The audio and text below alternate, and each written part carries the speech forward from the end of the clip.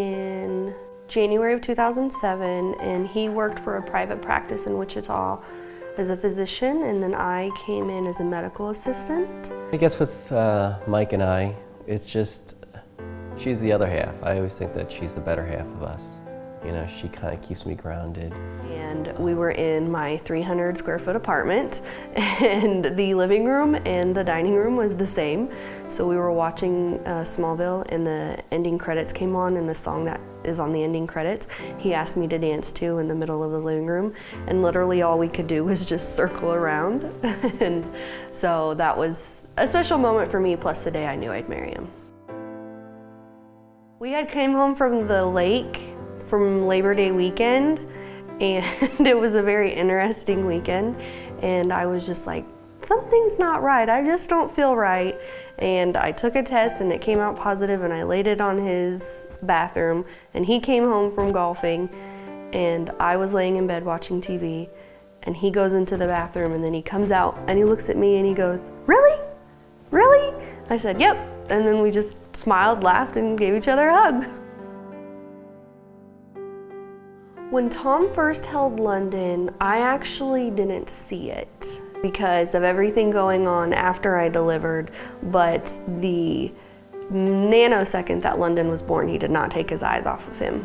He was there watching every minute when the nurses were doing his checkup and stuff like that, and he never let him go. The first time I held him, I thought he would be a little bit heavier, but he wasn't.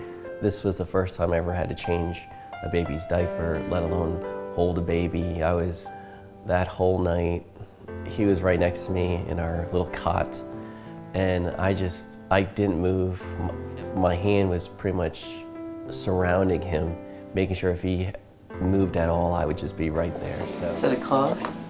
When I spend time with London, it's different because I don't know how to act around kids, let alone my own son.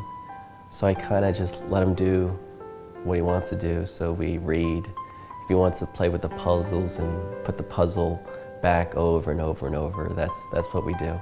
So the times that we do share, if it's bath time or changing his diaper or tucking him in bed, you know, those are each and every single one of those moments.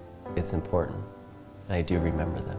To be recognized as a Father of the Year, especially with the ADA, I think that's an honor and also a privilege because of the fact that in my practice, I deal with diabetics every single day of my life, and there are just tough decisions that we have to make, that I have to make, and seeing how it affects my patient, their family members, and it's hoping to build more awareness that, you know, that I do care, that I want to be part of something as special as the ADA. Tom is special to me because he's a man that may not show a lot of emotion, but he really does truly care for us, his family, me and London, you know, his in-laws, his mom and dad, and his patients really mean a lot to him too. Congratulations, Tom, we love you.